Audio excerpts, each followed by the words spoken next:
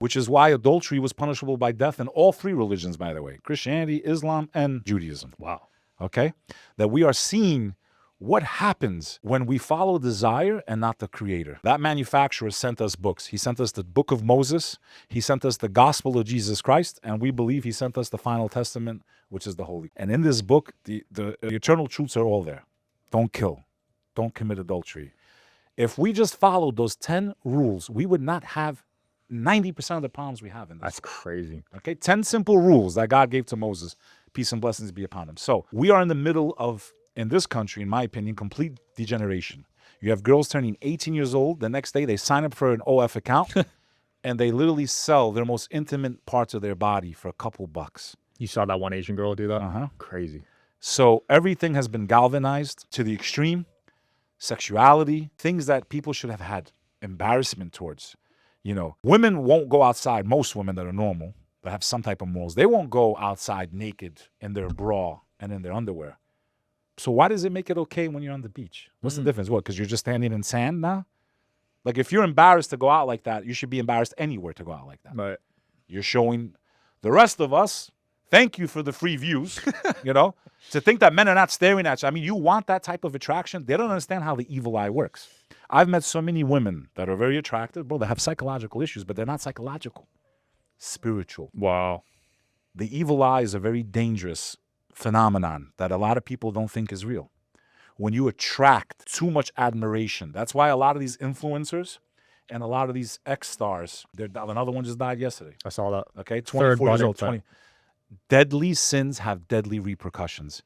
And when you flaunt your sin, there's a difference between sinning in private and then when you flaunt it or you have pride about it, you're arrogant about it, the destruction of the Creator always comes. When you're arrogant about your sin, arrogant about your defiance in the Creator, that you're going against the rules that God created to create harmony on this earth, He will make an example of you. He will destroy you in front of the whole world. And every oppressor will fall. It's only a matter of time. Pharaoh had a couple hundred years before his whole entire empire was destroyed. Damn. Okay? Rome, every empire falls. The Ottoman Empire, everyone sooner or later falls. And we are so corrupt, brother. I don't see us surviving much longer on the trajectory we're on. You think within our lifetime? I think within our lifetime we will see if this country does not turn back towards the Creator. Holy crap. I think God is allowing the American people to see the evil that has seeped into their government, into their politicians, the policies, the bloodshed. God will let us hang ourselves. If we don't make a serious turn, a 180, we will be like the rest of the ancient empires. We will be ashes remembered. And I think that destruction will come from within. Wow.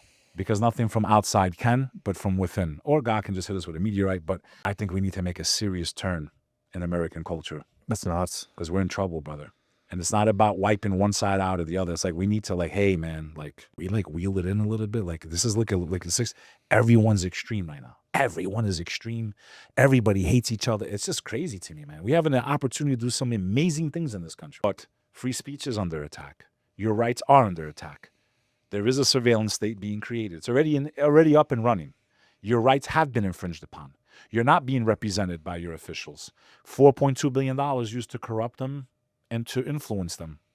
How are we America first? There is no one coming to save us, America. We have to save each other, Sean Kelly. Yeah, social media is a very toxic place these days, man. I remember it was so innocent when I first got it in high school, and now it's just like a cesspool of fighting and violence, and I see graphic images all the time.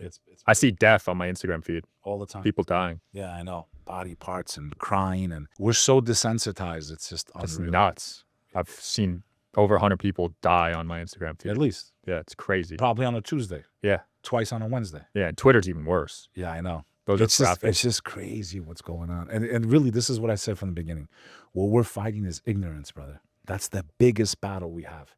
Because people don't question where they get their knowledge from, right? So just because you see something doesn't mean you still have the whole story there. Right. You don't have the context. You should always question where you're getting your information from. Even from me, please. I might make a mistake.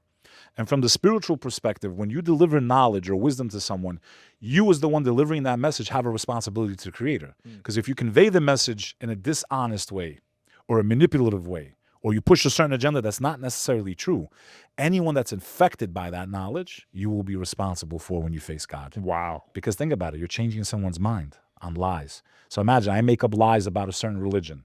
Now people hate that religion, or they take people out because of that, because of my lies. You understand? Yeah. So even spreading the word, you have a responsibility as a human being. And you as the listener and the reader need to say, who is the author of this book? Who is the author of this podcast? What is their background? What is their bias? What do they support? Because bias has its way. Everyone has bias. To say that they don't, they be lying. Yeah, that's cap. That's bullshit. Everyone has bias.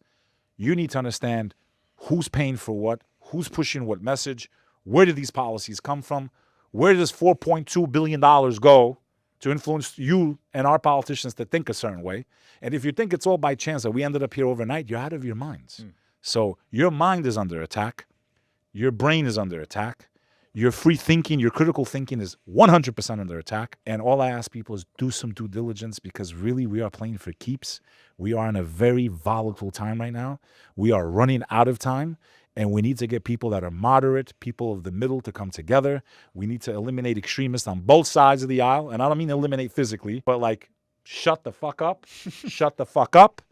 And normal people need to be louder. I know it's inconvenient. I got a news flash for you. You either start getting uncomfortable now, or you're going to see a world you wish you never let come into existence. I bet you if people knew what was going to come to them in certain dictatorships took over, they would have probably gave their lives up front much faster to try to resist what was happening. So what I'm saying is there is no more room or time to be complacent. And unfortunately, we have two lines being drawn, but there needs to be a third group, and that's people like us, people that don't want to see war and violence, people that want to bring everyone together. And it doesn't mean we have to accept each other's doctrines or ways or beliefs, but in America, I believe we can coexist. It's just a little respect, a little mind your own fucking business, and the next thing you know, we can all get along. Bada boom, bada bing. What do you think of Trump National Guard move? I mean, that was pretty crazy, right? Yeah. Now, do I agree with some of these things? First of all, I never agree with anything that infringes on our civil liberties.